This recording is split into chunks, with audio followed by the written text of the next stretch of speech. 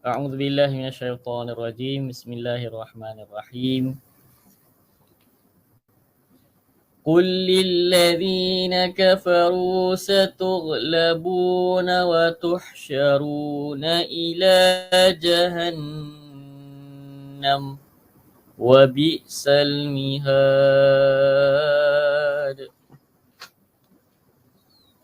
قد كان لكم آية في فئتين التقتا قد كان لكم آية في فئتين التقتا فئة تقاتل في سبيل الله وأخرى كافرة يرونهم مثليهم رأي العين والله يؤيد بنصره من يشاء إن في ذلك لعبرة لأولي الأبصار. زين للناس حب الشهوات من النساء والبنين والقناطير المقنطرة من الذهب والفضة والقناطير المقنطرة من الذهب والفضة والخيل المسومة والأنعام والحرث ذلك متاع الحياة الدنيا والله عنده حسن المآب.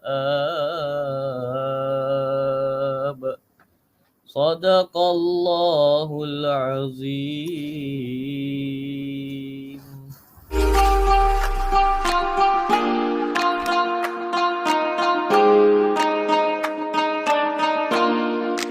So sebelum tu kita nak kongsikan apa yang anda ada minggu lepas. Pelajaran apa yang ada minggu lepas, iaitu ayat 11, ayat 8 sehingga ayat 11. Ayat 8 sehingga ayat 11 pada minggu lepas apa yang kita dah kongsikan. Okey. Minggu lepas kita belajar tentang doa ketetapan hati. Rabbana la tuzigh qulubana ba'da idh hadaitana wa hab lana min ladunka rahmah innaka antal wahhab. Itu ayat yang ke-8 untuk surah Ali Imran. Anda boleh tengok balik live tersebut untuk dapatkan doanya dan apa pemahaman yang kita boleh ambil daripada doa tersebut. Okey. Kemudian kita masuk pada ayat 9. Kita ingatkan kehidupan dunia dan akhirat ataupun doa kita merangkumi dunia dan akhirat. Kemudian cerita tentang orang-orang kafir di mana harta dan anak pianak mereka ini tidak akan berguna sekalipun bila datangnya azab Allah Subhanahu Wa Taala. Dan keadaan mereka diumpamakan seperti Firaun dan kaum-kaum sebelum itu. Maksudnya dahsyatlah dia punya kekafiran, dia punya perangai sama sahaja walaupun orangnya, pelakunya berbeza. Watak orangnya ataupun namanya berbeza. Okey. Okey, kita pergi teruslah kepada ayat kita pada hari ini. Qul lilladzina kafaru satughlabuna wa tuhsyaruna ila jahannam wa bi'sal mihad. Okey, apakah ayat yang ini yang terkandung dalam ayat ini? Tengok sikit. Atau kita baca dulu terjemahan dia. Ini penting sebelum kita masuk kepada lebih mendalam tentang ayat inilah. Katakanlah wahai Muhammad kepada orang-orang kafir itu, kamu akan dikalahkan di dunia ini dan akan dihimpunkan pada hari kiamat ke dalam neraka Jahannam, dan itulah seburuk-buruk tempat yang disediakan. Baik, tuan-tuan dan puan, sahabat-sahabat sekalian, setelah Allah menceritakan tentang apa dipanggil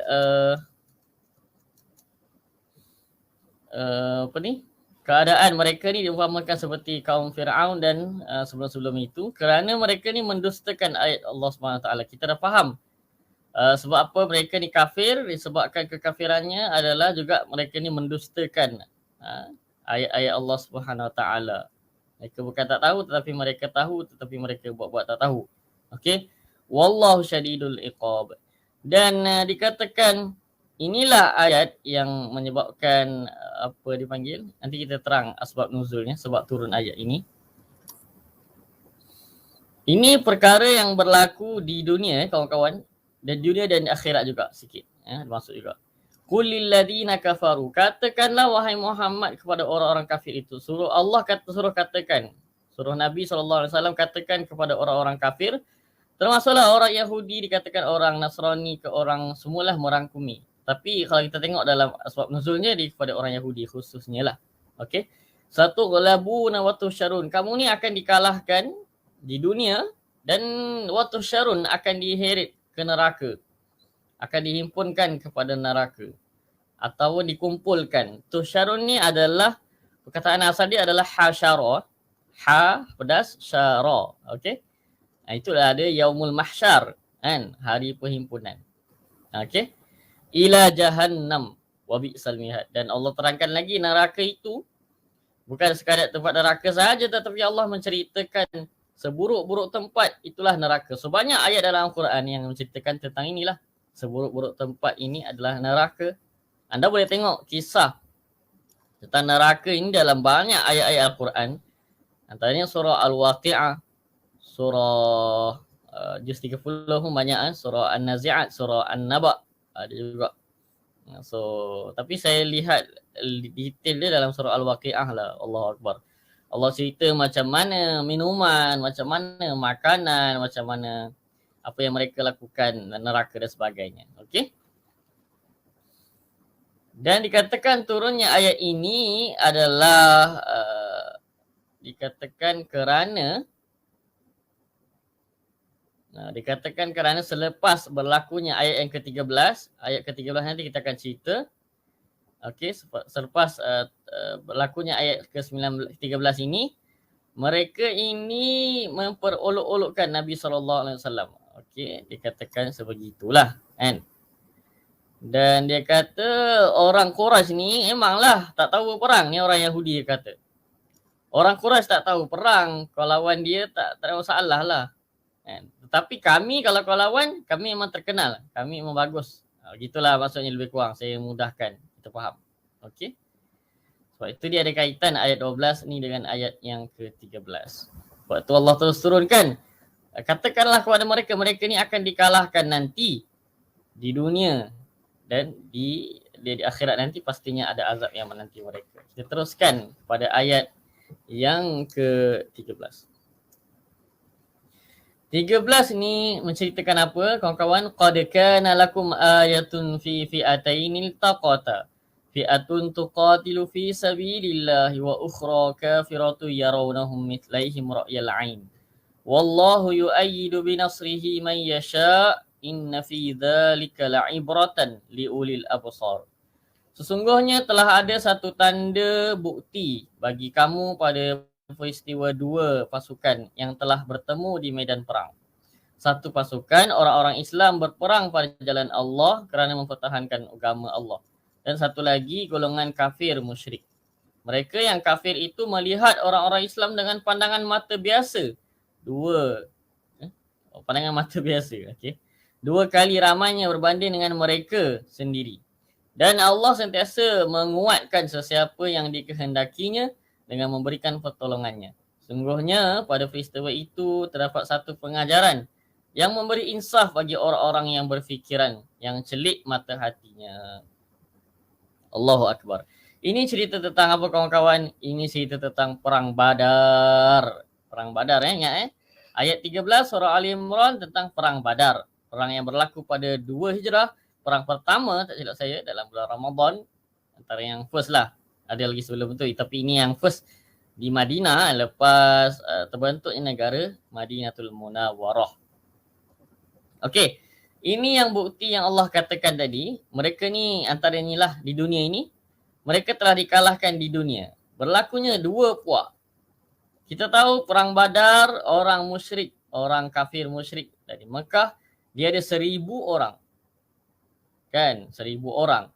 Orang Islam hanya 313 sahaja. 313 dan kelengkapan dia pun tak berapa canggih lah. Kan? Tak macam orang-orang musyrik ini. Okey. Tetapi dalam ayat ini kawan-kawan, Allah menceritakan fi'atun tuqatilu, mana tadi? Wa ukhra kafiratu yarawnahum mitlaihim ra'yal ain. Dia kata orang-orang kafir ni lihat orang Islam ni lebih banyak lagi. 2 kali ganda berbanding mereka. Mungkin 2,000. Dikatakan begitu. Dan ada juga pendapat ulama kata orang Islam yang lihat orang kafir ni banyak. Itu tak pelik lah. Tak mustahil lah. Sebab mereka memang orang musyrik banyak waktu tu. Dan dikatakan kawan-kawan, ini yang paling penting point dia. Dalam perang Badar ni, sebab apa mereka melihat orang-orang Islam tu macam banyak aja? Sebab ditolong oleh Allah Subhanahu Wa Taala, oleh para malaikat. Kita tahu kan ada doa Nabi SAW perang Badar tu, perang yang sangat dahsyat. Dia punya cerita perang Badar. Kita pun di YouTube kita dah ada cerita punca perang Badar, pengajaran perang Badar. So penting untuk kawan-kawan tengok di YouTube itu apa yang berlaku sebenarnya dalam perang Badar. Okey. So ini bukan perkara logik. So agama ini kita kena lihat bukan sekadar mengikut akal kita, tetapi ada benda-benda yang tak nampak, yang benda tu ada tetapi kita tak nampak, kita tak tahu. Dan ini poin dia, wallahu yu'ayyidu bi nasrihi may yasha. Allah yang akan menolong orang-orang yang dikehendakinya. Okey. Kita lihat sahabat-sahabat Nabi SAW. Perang Badar ini kawan-kawan, mereka ni semestinya iman-iman yang kuat lah kan. Bulan puasa pula tu panas lagi, macam-macam lah. Dan mereka ni kena menentang keluarga-keluarga mereka sebab yelah zaman-zaman baru sebenarnya Islam ni belum ramai lagi lah yang masuk Islam kan. Ada keluarga mungkin abang yang masuk Islam, adik belum masuk Islam. Ada kakak dan sebagainya. Bapak kena bunuh anak ataupun anak kena bunuh bapak sebagainya. So itu yang berlaku peristiwanya. Itu kena faham. So bagaimana mereka mengenepikan soal keluarga, soal persaudaraan dan sebagainya semata-mata untuk menegakkan agama Allah Subhanahu Taala. Itu konsep dia. Sebagai orang Islam kita melihat mengutamakan Allah kemudian Rasul. Itu yang utama. Okey. Tak kisah walaupun pun yang berlaku. Dan orang-orang kafir ni yang mengutamakan hati-hati pada ayat yang ke-14 itu. Nanti kita akan jumpa. Okay. Apa yang mereka utamakan? Kehidupan dunia dan sebagainya lah. Inna fi dzalika la'ibrah. Ibrah ni apa? Ibrah ni pengajaran, apa dipanggil tu? Pengalaman ataupun pengajaran lah yang boleh kita ambil. Yang besar lah dikatakan. Li'ulil absar. Absar di sini maksudnya bukan mata kasar. Mata kasar kalau di sini Allah guna ain. Ain tu mata lah. Kan? Ainun. Tapi Allah guna sini absar. Ulil absar, basir adalah dia mata hati. Dia seorang ni ada dia punya apa dipanggil basirah. Dari 2 lah. Satu mata yang fizikal dan mata yang dia tak nampak lah. Maksudnya basir. Dia ada dalam dia punya mata hati. So saya tak nak urai lebih lah benda ni. Tapi dia ada setiap orang tu. So kita nak buka dia bila kita menjalankan proses tadabbur. Kita berfikir mendalam dan sebagainya. Sebab itu dikatakan ulul albab. Orang yang betul-betul menggunakan akal fikirannya. Mengetahui dan sebagainya. So ini akan jadi pengajaran. Ayat-ayat ini bukan juga ayat-ayat lain. Akan jadi pengajaran bagi mereka yang berfikir. Mereka yang tadabbur. Mereka yang faham.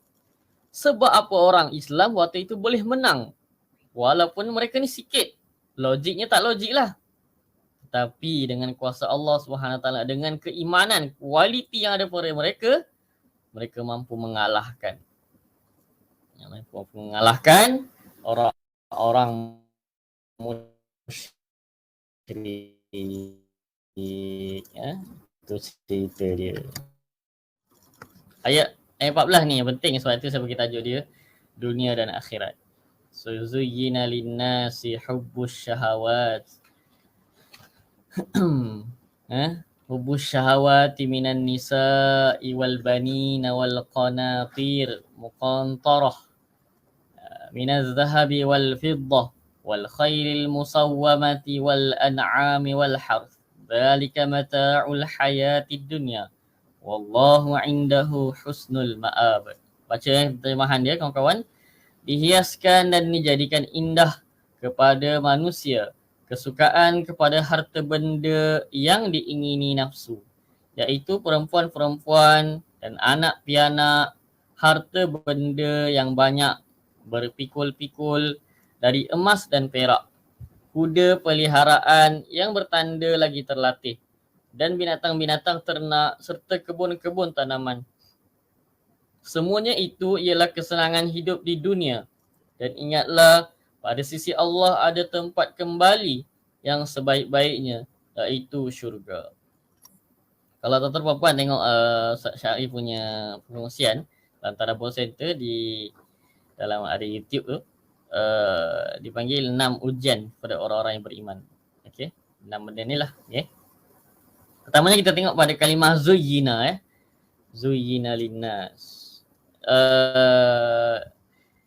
Zuyyina ni kalau kita tengok belajar bahasa Arab, Allah tak bagi tahu tau siapa yang menghiaskan ini. Itu kalau Allah guna. Macam contoh kutiba kan, kutiba alaikumusiyam kan. Ya ayyuhallazina amanu kutiba. Itu ayat yang selalu baca dalam berpuasa tu. So Allah tak bagi tahu siapa yang siapa yang memfardukan puasa ni. Allah menyembunyikan, dipanggil fi'il mabni lil majhul. Fi'il madhi lil majhul. So itu yang mukjizatnya, itu yang cantiknya Al-Quran. So kita kena berfikir lah. Mestilah Allah kita tahu dah kan. Tapi Allah tak beritahu. Untuk kita berfikir. Zuyyina linnas, dijadikan indah kepada manusia. So ada katakan syaitan boleh jadikan indah benda ni lah. Dia katakan macam tu lah. Zuyyina linnas hubbus syahawat minan nisa. Okey. Dijadikan indah kepada manusia. Ini ayat kepada kita lah, kepada manusia. Hubbus syahawat. Perkara-perkara yang disuka oleh syahwat. Nafsu syahwat. Nafsu lah. Kan? Minan nisa, pertamanya adalah perempuan-perempuan. Allah Akbar. Hidup ini memang yang first sekali adalah perempuan. Lelaki ataupun perempuan. Lelaki nak kepada perempuan lah. Perempuan nak kepada lelaki. Begitulah. So konsep ni kita nak berpasangan. Kita nak ada, sebab Allah ciptakan semua orang ni ada pasangan masing-masing. Allah ciptakan pagi ada siang, malam ada siang, pagi ada petang, matahari ada bulan dan sebagainya lah. So itu Allah dah ciptakan. So pertamanya Allah kata manusia ni antara fitnah yang awal pada lelaki juga antaranya adalah perempuan. Sebab tu dikatakan nisa. Okay. So apa nak cerita lah, kalau ni perempuan ni memang antara ujian lah yang berat bagi lelaki lah. So kalau lelaki dikatakan kalau perempuan ni boleh terjadinya macam-macam perkara kan. Okay. So dia tak berapa heran sangat benda-benda lain lah banding kan perempuan. Perempuan memang dia nak cari. Maksudnya dia utamakan lah. Sebab itu Allah mention di sini hubbus syahawat minan nisa. Pertamanya suka kepada perempuan lah. Okay. Sebab jarang kalau kita tengok perempuan yang kata suka kepada lelaki dan sebagainya. Biasa Al-Quran digunakan lelaki yang suka kepada perempuan dan sebagainya lah. Okay. Kemudian wal banin. Lepas dah ada pasangan hidup, dah ada isteri, dah ada zaujah bahasa Arab je, kita adanya anak lelaki, wal banin. Tetapi di sini digunakan banin ya, Allah tak guna banat. Banin ini adalah anak perempuan, anak lelaki, minta maaf. So kita kena ingat zaman tu kawan-kawan, zaman itu bila cerita tentang anak perempuan, mereka ni akan rasa malu, mereka rasakan takut. Zaman jahiliah dululah kan. Okay, so mereka tak nak adanya anak perempuan kalau boleh. Sebab dia kan akan dibunuh. Kan? Sebab tu dimension di sini juga Allah bagi psikologi lah. Allah bagi anak lelaki lah supaya mereka ni rasa gembira dan sebagainya. Dan dah ada pasangan mesti nak ada anak kan. Wal qanatiril muqantarati minaz zahabi wal fiddah. Okey. Harta benda yang banyak berpikul-pikul. Okey. Qanatiril muqantarah. Ni perkataan yang sama sebenarnya. Harta benda sebenarnya. Harta benda lah. Ataupun qantarah bahasa asal dia. So dah jamak dia, itulah al-qanatir.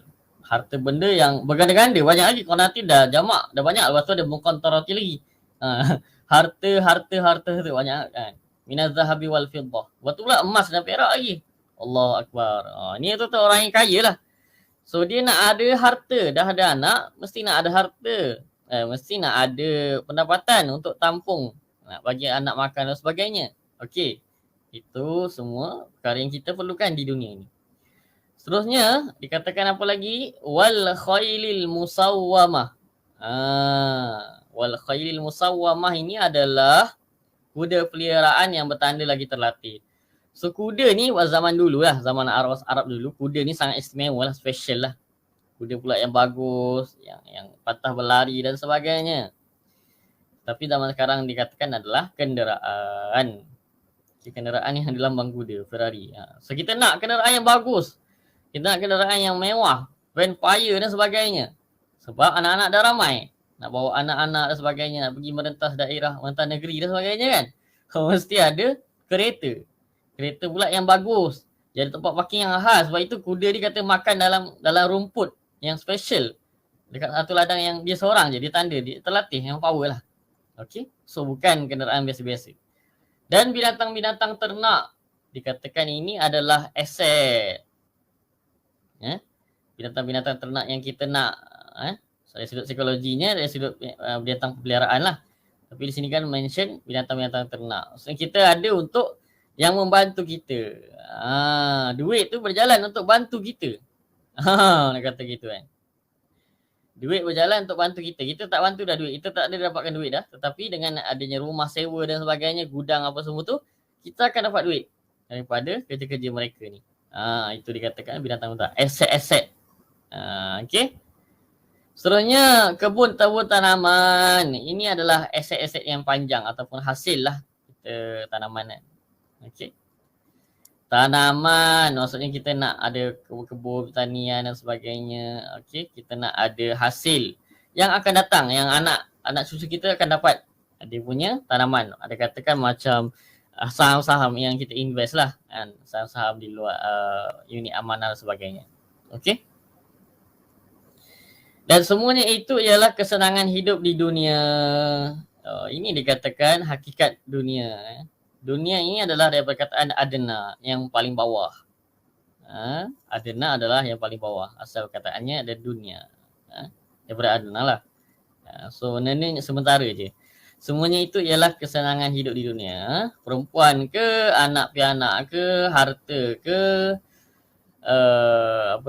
aset kita yang kita ada ke, kenderaan kita ke, semua tak bawa kepada apa-apa pun. Mata' ni adalah mata' saya cerita dulu. Dalam surah Baqarah saya cerita agak detail mata' ni apa. Saya tak nak cerita detail sangat. Dia benda yang kita guna tapi kita boleh campak je bila masa. Macam itulah lebih kurang. Kan? Mata'ul hayatid dunya. Kan? Wallahu indahu husnul ma'ab. Dan kita dah menarik juga untuk kita tengok. Dikatakan indah. Okey, tadi Allah mula dengan minan nisa, lepas tu Allah akhiri dengan al-harf, tanaman. So akhirnya kita akan kembali ke tanah juga. Akhirnya kita akan kembali ke kubur juga. So dikatakan begitulah. Maksudnya apa-apa pun yang kita cari, semuanya kita berbalik kepada tanaman. Kita dengan tanah ni tak boleh lari kawan-kawan. Sebab itu kita tengok perumpamaan yang Allah bagi. Kalau orang yang perempuan tu umpama ladang, kan, untuk menanam benih dan sebagainya. So itu nak katanya tak boleh lari lah. Dia punya konsep itu. Zalika mata'ul hayatid dunya Wallahu indahu husnul ma'ab. Pada Allah, di sisi Allah ni ada yang sebaik-baik daripada itu lagi, iaitu syurga Allah Subhanahu wa taala. Allahu akbar. Ini nikmat di dunia, kita dah rasa terpesona, kita dah rasa terkesima, kita dah rasa kagum. Kita nak jadi orang kaya, kita nak jadi anak-anak yang banyak, kita nak ada emas, harta dan perak, kita nak ada aset, kita nak ada rumah yang besar, kita nak ada tanaman dan sebagainya. Semua kita nak lah. Siapa tak nak? So, adakah Islam menghalang perkara ini? Tidak, kawan-kawan. Buktinya adalah apa? Nabi Sulaiman, yang paling kaya, Nabi Daud. Nabi Sulaiman sehinggakan dia minat kuda tu. Sehingga dia apa dia panggil? Dia sayang sangat kuda dia lah. Kuda yang special tu. Itu Nabi Sulaiman. So nak katanya Islam tidak menghalang perkara ini daripada kita dapat. Tetapi kita selalu cakap, benda-benda ini, harta ke apa semua ini, terletakkannya di tangan, bukan di hati. Bukan ia adalah tujuan, tetapi ia adalah alat matlamat untuk mencapai keridaan Allah Subhanahu wa taala, untuk sampai ke syurga. Menariknya selepas itu ayat tentang syurga, kawan-kawan. Ayat tentang akhirat. Dunia dan akhirat ini kita tidak boleh pisahkan. Kalau nak bercemerlang, kena bercemerlang dunia dan akhirat. Itu konsep Islam. Kan? Dia tengah-tengah. Dia tidak menghalang manusia untuk berkahwin, tidak. Manusia untuk mendapatkan anak, manusia untuk mendapatkan harta, jadi orang yang kaya. Kena jadi orang kaya sebab nak memberi zakat dan sebagainya. Kalau tidak adanya ekonomi Islam. Wal fiddah, dan juga adanya kuda, kenderaan yang baik mesti ada juga kan. Kalau tak ada macam mana nak pergi masjid? Contohlah. Wal an'ami wal harth. Ada tanaman, ada ternakan.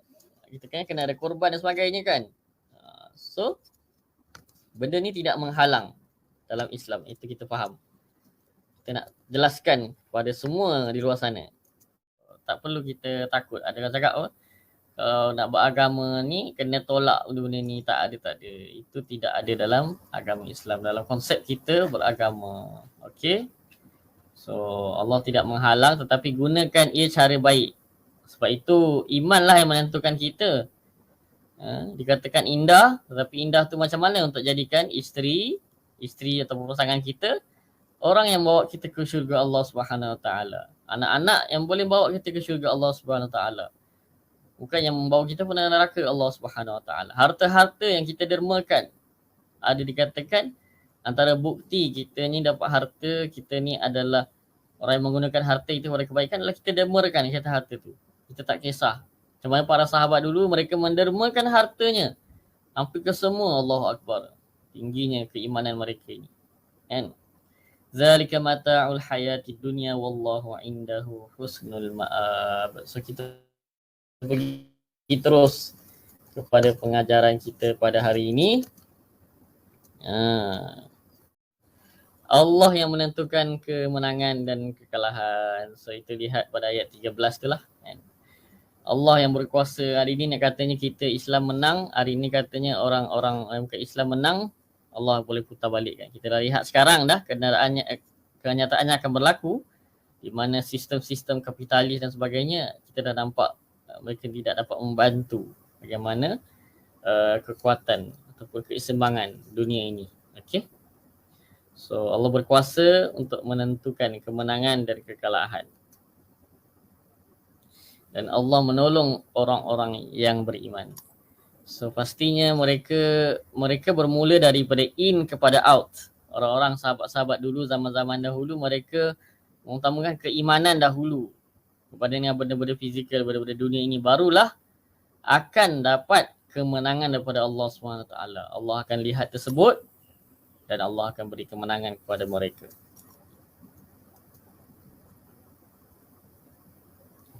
Sedikit yang berkualiti, yang salah saya tak apalah. Maaf. Sedikit-sedikit yang berkualiti itu lebih baik daripada yang ramai kuantitinya. So kita lihat pada peristiwa Perang Badar itulah jelas sekali kan.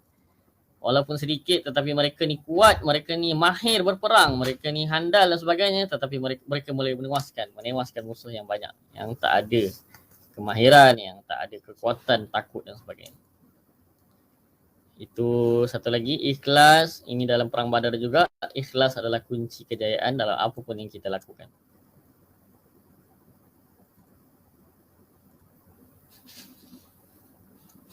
Itu perhiasan dunia kita panggil. Anak-anak apa semua ni, isteri dan sebagainya, semua ini adalah perhiasan dunia yang kita akan tinggalkan. Tak perlu kita terpesona, kita terpengaruh, kita menjadikan ia tujuan. Okey, untuk dalam kehidupan dunia ini yang sementara.